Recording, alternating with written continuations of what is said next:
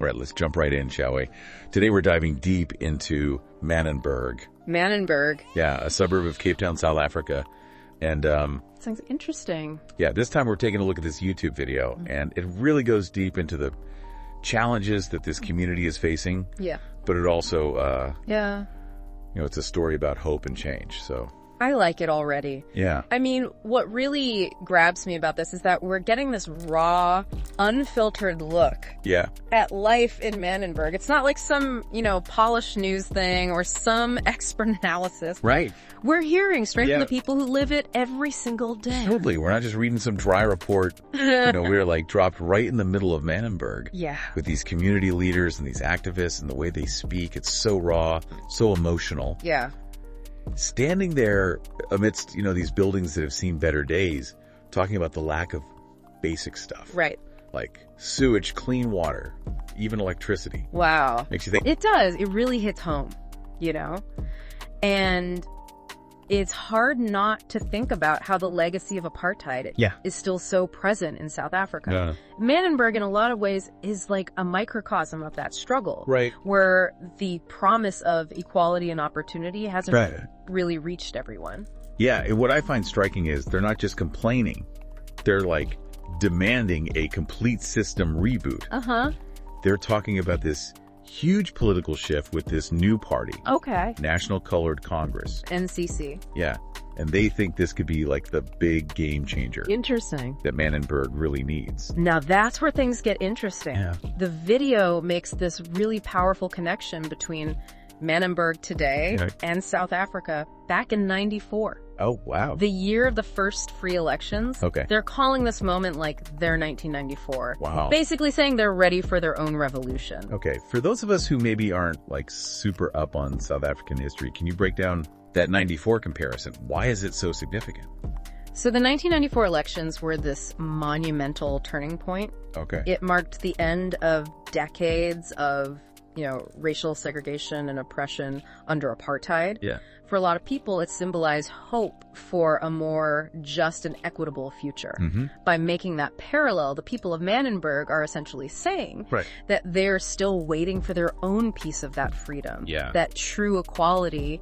They're tired of being ignored and forgotten. So they see this new party, the National Colored Congress, as their way to finally achieve that change. Exactly. Now, to really grasp this, we need to dig into who the colored community is Yeah. within South Africa.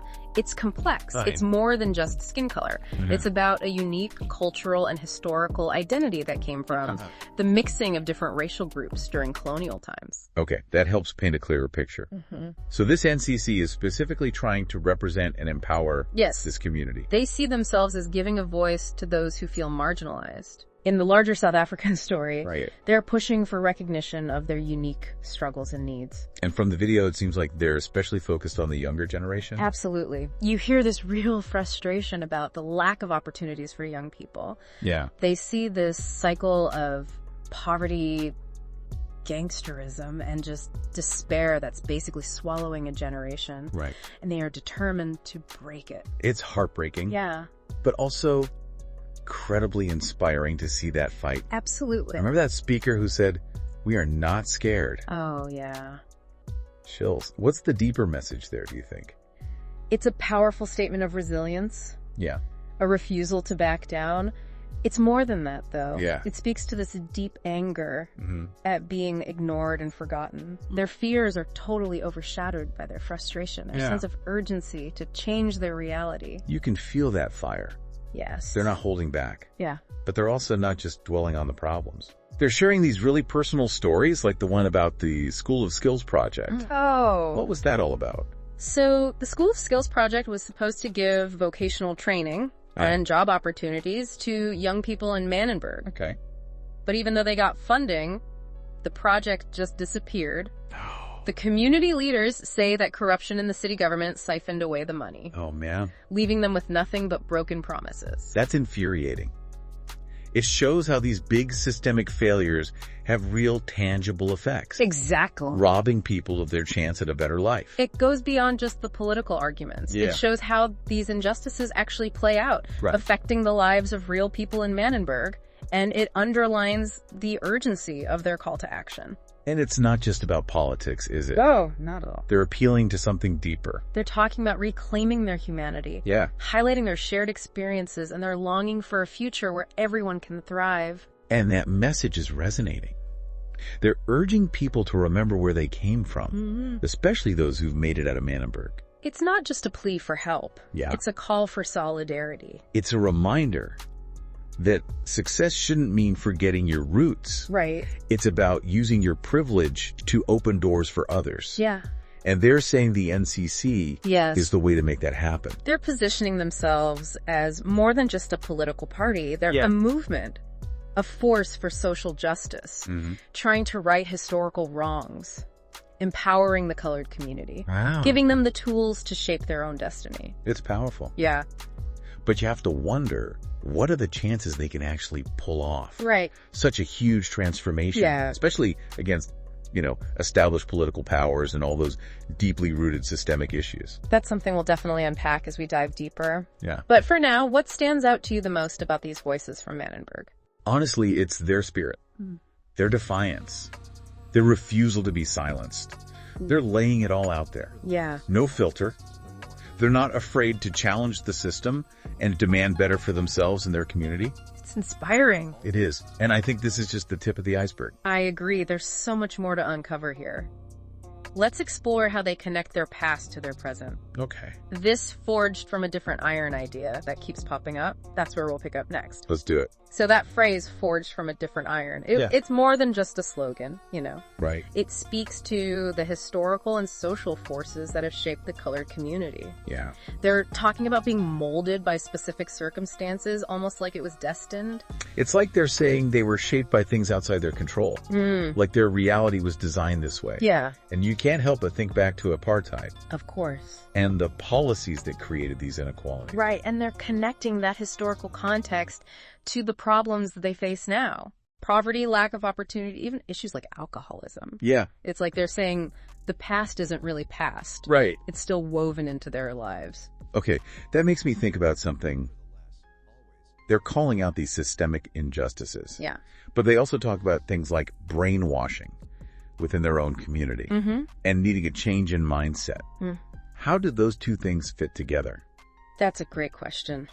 It shows a complex dynamic. They're acknowledging that outside forces played a huge role. Right. But there's also this internal element, a mentality of defeat maybe, a sense of learned helplessness passed down through generations. Right. They're calling for change in the systems and the mindset. So it's not about blaming. It's about reclaiming control. Exactly. They're saying we see the forces that shaped us, but we're not defined by them. Yeah. We're going to write our own story. Right. And that's where you see this powerful message of empowerment. Yeah. They're not passive victims. They have the strength to change things. And they're calling on everyone to join the movement, especially those who found success outside Manenberg. It's a call for solidarity. It is. It's like saying, remember where you came from. Right. Your success is tied to the community.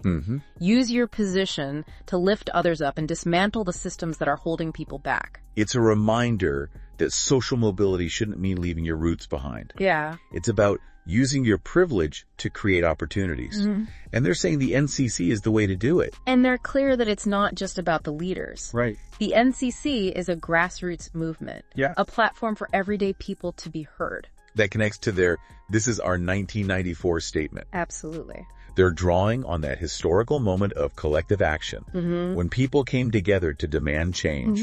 It's like they're saying we're bringing back that spirit of 94 and channeling it into our own struggle. Exactly. And they're not just focused on themselves either. Right. They mention solidarity with Aboriginal and Khoisan communities, recognizing that shared history of oppression, Yeah. the need to work together. It seems like their vision goes beyond just politics. They're talking about shifting power dynamics, changing society to center the needs of those who've been marginalized. And when they say the National Colored Congress is here to stay, that says it all. Right. It's not a short-term campaign. It's a long-term commitment. That's serious dedication. But how do they actually plan to do all this? Right. It's a massive undertaking. Well, that's a great question. They do outline some concrete actions, Okay. but they also stress a change in mindset. It's about taking control and believing in their power to make change. Let's dig into those specifics next. You know, it's amazing how this deep dive into Manenberg has uncovered so much. We're talking about this one community in South Africa, but their story, it's like universal, you know? Yeah. Their fight for basic stuff, for jobs, for a say in their own government. It's happening everywhere. Absolutely. It's a reminder that even though the details might be different, the basic human need for dignity, respect, and a chance at a good life, right, it goes beyond borders. Yeah. And it's that focus on humanity that gets me. It's not just politics, right, or ideology. They're showing us real people and real stories. Yeah. Reminding us that this is about people's lives, their families, their hopes. Exactly. Like that School of Skills story. It's not just about money. Right. It's about those young people who were promised a way out, yeah, and then had it ripped away. It's tough. It reminds you that these failures have real consequences for families. And it makes their call to action even more urgent. It does. They're not just talking about change in the abstract. Right. They're laying out concrete steps. Yeah, they're pushing for representation to the NCC, but they also want a change in mindset. Right. Remember that. Make that change. Make that cross line. Oh, yeah. It's about taking control, breaking free from the thinking that keeps people stuck. It's powerful. They're saying, don't wait for someone else to save you. Yeah. Take charge of your own future. And that message goes way beyond MANENBERG. Absolutely. It's a challenge to all of us to look at ourselves and ask, yeah, are we part of the problem or the solution? Right. Are we upholding these systems or tearing them down? This whole deep dive has really opened my eyes. Mine too. It's a stark reminder of the inequalities out there, but it's also so inspiring to see the resilience of the people of MANENBERG. They're up against so much, but they're not giving up. They're fighting for a better future. Yeah. Their story shows the power of hope and believing in change. So as we wrap up this deep dive, I think there's a lot for us to think about. Definitely. Those issues of historical injustice and the struggle for social justice, they're complicated. They are, but the message from MANENBERG is clear. Change is possible. Yeah. But it takes collective action and challenging the status quo. So as you go about your day, we leave you with this thought. What can you do in your own life to make the world a little more just and equitable? How can you be an ally to those fighting for a better future, not just in MANENBERG, but everywhere?